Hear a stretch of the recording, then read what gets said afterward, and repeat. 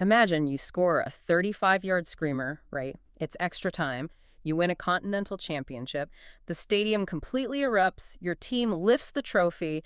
And, a million fans just flood the streets of your capital city in pure, unadulterated joy. You're a legend. Yeah, absolute hero status. Right. Only to find out 3 months later that legally speaking, your goal never existed. And that golden trophy, it actually belongs to the team you just beat. I mean, it sounds like a clerical error from some dystopian novel, but it is the exact, totally unprecedented reality of the football landscape we're looking at right now. We have officially entered an era where the final whistle is, well, it's no longer final. Welcome to your custom-tailored deep dive. We are thrilled to have you here today because the story we have for you is truly wild. We are unpacking the utterly chaotic, history-making aftermath of the 2025 Africa Cup of Nations, or AFCON, held in Morocco. And to map out this whole administrative minefield, we're pulling from a massive stack of sources today. Yeah, what are we looking at? We've got official Confederation of African Football press releases, detailed match reports from Goal.com and CAF Online, international coverage from The Guardian and Channels TV, plus some incredibly impassioned opinion pieces from sports outlets like Disqualified and the Daily Tribune. The mission for this deep dive is really to understand a bizarre sporting anomaly, like how a team can win a championship on the pitch in front of millions of people, only to have that title stripped away and just handed to their opponents in a corporate boardroom months later. Exactly. So, okay, let's unpack this, because what starts as a celebration of the beautiful game turns into a total masterclass in bureaucratic chaos. It really does. And, to grasp the sheer whiplash of this boardroom reversal, we first have to look at the undeniable quality of the football leading up to it. Before any controversy took over, this tournament was defined by breathtaking play. Morocco, the host nation, they were putting on an absolute clinic. Oh, the narrative was entirely focused on spectacular goals, particularly from Morocco's Ayoub El-Kaabi. The sources highlight that he didn't just score a bicycle kick in this tournament. He scored 2 perfectly executed bicycle kicks in separate matches. Yeah. I play a little casually on the weekends, and I can tell you, just attempting one without injuring yourself is a miracle. To hit 2 in an international tournament is just absurd. It's unbelievable. It requires this rare blend of spatial awareness, pure athleticism, and just supreme confidence. He hit the first one against Comoros under immense defensive pressure, and then he pulls off a second one against Zambia. Those moments really set the tone for a Moroccan side that felt invincible, a feeling that culminated in their massive quarterfinal victory over Cameroon in Rabat. And we have to talk about that Cameroon match because that was a massive psychological hurdle. Going into that game, Morocco had a notorious hoodoo hanging over them. Yeah. A major mental block. They had never beaten Cameroon at the Africa Cup of Nations in their 3 previous meetings. Across all competitions, historically, they had only managed 2 wins in 13 encounters. But they dismantled that curse entirely. Playing in front of a deafening, sold-out home crowd at the Prince Moulay Abdallah Stadium, Morocco just pressed high and dominated possession. They won 2-0. Capped off by a historic goal from Brahim Diaz. Wait, isn't that the one where he scored with his thigh? Yes. He actually guided the ball into the net with his thigh, which made him only the second player in the entire history of the tournament to score in 5 consecutive matches. He tied Ghana's legendary Osei Kofi. That is wild. Meanwhile, on the other side of the bracket, you have Senegal playing a completely different style of football. Their path to the final was a grueling grind. Oh, absolutely. In their quarterfinal against Mali, they had to fight tooth and nail for a 1-0 win. Mali's captain, Yves Bissouma, gets sent off with a second yellow card right before halftime, giving Senegal a man advantage. But Mali's goalkeeper, Djigui Diarra, is just making these spectacular, logic-defying saves. Yeah, it turned into a deeply tense West African derby. Senegal couldn't rely on flashy bicycle kicks, right? They had to lean on tactical discipline and immense patience. Just grinding it out. Exactly. They finally broke the deadlock when Iliman Ndiaye capitalized on a rare split-second goalkeeping error from Diarra to score from close range.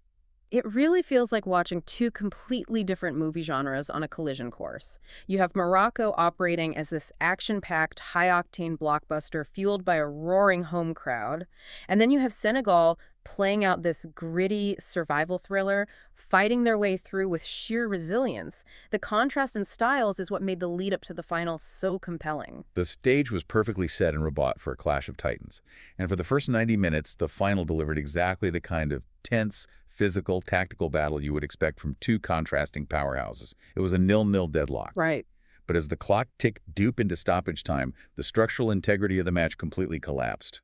This is where I need us to really break down the mechanics, because the sequence of events is head-spinning.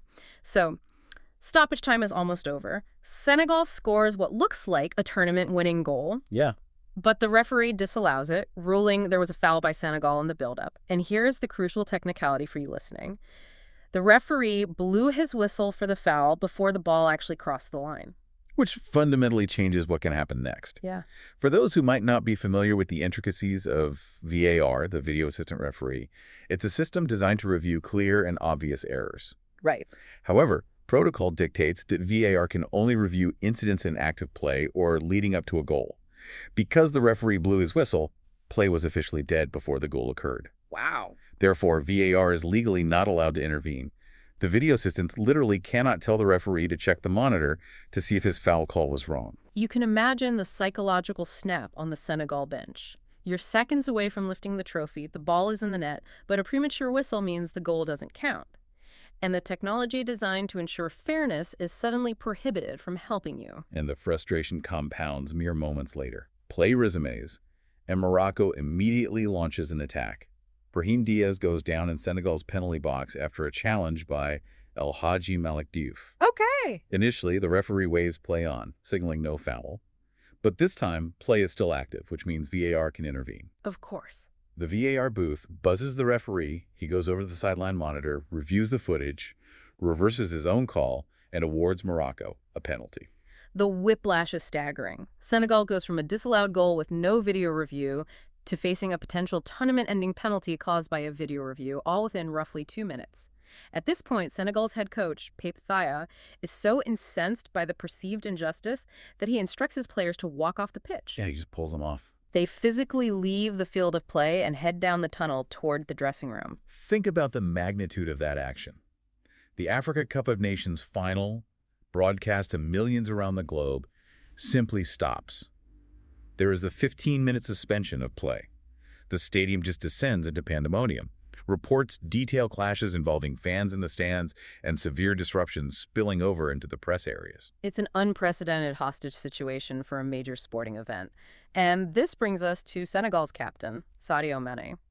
While the coaching staff and most of the team retreat to the locker room in protest, Mane stays behind near the tunnel. He is actively consulting with officials and delegates on the sidelines, trying to figure out the right move. His decision in that moment is a masterclass in sportsmanship. He tells his team, and this is a direct quote, "What matters is respecting the game. It is not fair to stop a match like this." That's incredible leadership. It really is. He understood the social contract of sports. Regardless of how broken or unfair the application of the rules felt in that moment, millions of people had tuned in to watch a football match, and they deserved an ending on the grass. So Mane physically goes into the dressing room and convinces his team to return to the pitch. And the cinematic drama that unfolds next honestly defies logic. Brahim Diaz steps up to take the penalty for Morocco. If he scores, Morocco wins the tournament. He runs up to the ball and he attempts a panenka. I mean, for listeners who haven't seen one, a panenka is a highly specialized, incredibly risky penalty technique. Instead of kicking the ball powerfully to one side, the player softly chips the ball right down the middle of the goal. It's so arrogant when it works. Totally. It relies entirely on the psychological assumption that the goalkeeper will dive out of the way. When it works, you look like a genius. When it fails, you look remarkably foolish. And Senegal's goalkeeper, Edouard Mendy, did not dive. He stood his ground, and Diaz delicately chipped the ball directly into his waiting arms. It's a massive let-off for Senegal. The match goes into extra time. And in the 94th minute, Senegal's Pape Guy unleashes an absolute stunner, a 35-yard screamer into the top corner of the net. Senegal wins 1-0. Mane is named best player of the tournament, and 1 million fans take to the streets in Dakar to celebrate. It is the ultimate storybook ending. Justice, at least in the eyes of the Senegalese players, is served on the pitch. But while the confetti is falling, the Moroccan Football Federation is already filing a formal legal protest. That 15-minute walk-off had lit a fuse that would detonate the storybook ending months later. Wait, I have to ask about the mechanics of this delayed reaction. If a team walks off the pitch, isn't that just an immediate forfeit? Why did the referee let them come back, finish the game, hand out the trophy, and then wait 3 months for a boardroom to overturn it? That gap between the on-field reality and the boardroom reality is exactly what caused this chaos. The Moroccan Federation, the FRMF, filed their protest based on Articles 82 and 84 of the CAF rulebook. Article 82 explicitly states that if a team leaves the pitch without the referee's authorization, they forfeit the match. Okay, that seems straightforward. Right. And Article 84 dictates the penalty for that forfeiture is an automatic 3-0 defeat. But if it's an automatic forfeit, the referee should have blown the whistle the second they walked down the tunnel, right? By waiting for them to come back and then blowing the whistle for extra time, the referee effectively authorized the continuation of the game. You've hit on the exact legal paradox that the AF Appeal Board had to untangle. The referee prioritized finishing the broadcast and managing stadium safety over strict, immediate rule enforcement. You can imagine the riot if he just called the game right there. True, a sold-out stadium, tempers flaring, it would have been dangerous. Exactly. But once the tournament ended, the bureaucratic machine took over. CAF had to hold disciplinary hearings, review referee reports, and interpret the rulebook. So in March 2026, they finally issued their ruling. They decided Senegal's walkout violated Articles 82 and 84. The result on the pitch was erased. Just wiped out. Wiped out. The official record was updated to a 3-0 win for Morocco, and Senegal was stripped of the trophy. It's like winning an Oscar, going up on stage, giving a tearful acceptance speech, partying all night at the Vanity Fair after party, and then 3 months later, the Academy knocks on your front door demanding the golden statue back because they checked the security cameras and realized you walked into the theater through the wrong door. That analogy perfectly illustrates the absurdity of retroactively dismantling a lived experience. Right. CAF didn't just overturn the scoreline either. They had to untangle all the individual awards tied to that specific match. They reportedly contacted Sadio Mane and asked him to return his most valuable player award so they could reassign it to Brahim Diaz. Wait. They asked him to hand his MVP award over to the guy who missed the Panenka penalty.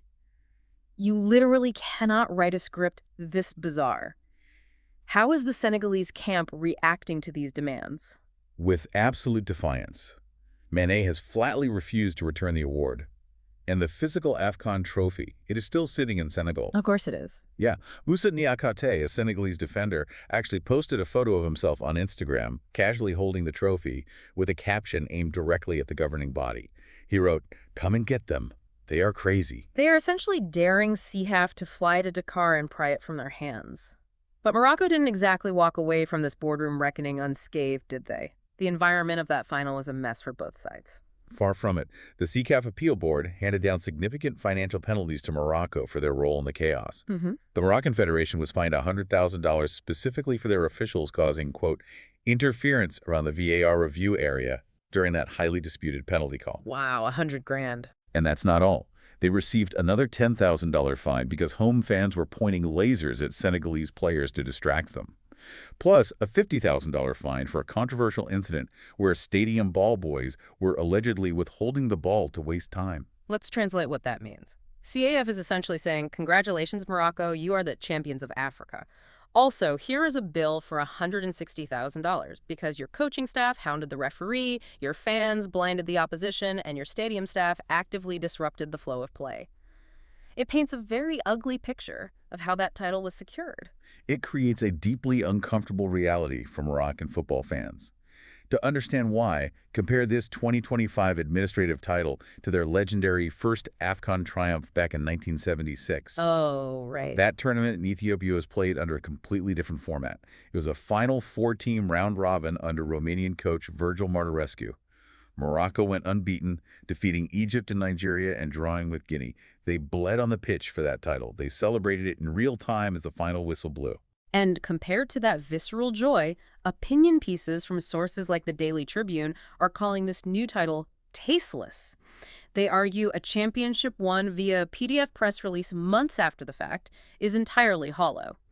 Now, I want to clarify for our listeners, we're not endorsing that view, just reporting the incredibly strong feelings circulating in the sports media right now.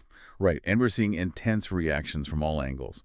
The most compelling evidence of that hollow feeling actually comes from Morocco's own head coach, Walid Regragui. This is a highly respected manager who guided Morocco to a historic World Cup semifinal in 2022. Yeah, he's a legend. According to the reports, Regragui resigned in protest before the CAF ruling was officially announced to the public. He essentially won the continental title and immediately quit. which speaks volumes about how football professionals value victories won on paper versus victories won on grass. I want to play devil's advocate for a moment, though. If we strip away the romance of the sport, shouldn't rules just be rules? If Article 82 says leaving the pitch is a forfeit, Senegal broke a black and white law.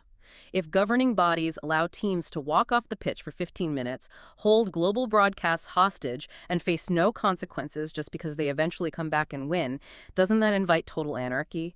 Every team unhappy with a VAR check would just threaten to walk out. That is the strongest legal argument for CAF's decision right there. You cannot have the inmates running the asylum.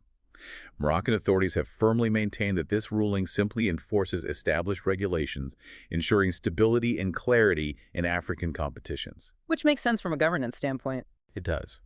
However, sports are not just legal contracts, they're emotional narratives. The Senegalese Football Federation completely rejects the ruling, calling it unfair, unprecedented, and unacceptable. They argue the referee's decision to continue the match supersedes the automatic forfeit rule. And they're taking this argument to the highest legal authority in global sports, the Court of Arbitration for Sport, or CAS. So there is a real possibility that CAS looks at this, sides with Senegal's argument about the referee validating the match, and overturns CX, overturn. We could see the title switch hands a third time. Exactly. Morocco loses, then wins, then loses. Yeah. Senegal wins, then loses, then wins. The record books would look like a typo. It forces us to ask what winning actually means. For you as a fan investing your time and emotional energy into watching a tournament, what matters more? The strict, unyielding application of legal rulebook, or the undeniable physical reality of who scored the most goals before the referee blew his whistle and sent everyone home? African football is currently trapped between those two conflicting realities. And here is a thought I want to leave you with. Something that goes far beyond who gets to keep a golden statue on their mantelpiece right now. Because of geographic seeding, Senegal and Morocco are very likely to face each other in the upcoming World Cup qualifiers. Oh, man. How on earth do you referee that match? You have two powerhouse nations who both legitimately believe the other stole a continental championship from them. The tension will be radioactive. Will the threat of walking off the pitch now become a standard weapon used to intimidate officials before a ball is even kicked? If the final whistle isn't final anymore, the entire psychological foundation of the sport starts to crumble. Think about that the next time you see a team huddle around a referee demanding a video review. We'll see you next time on The Deep Dive.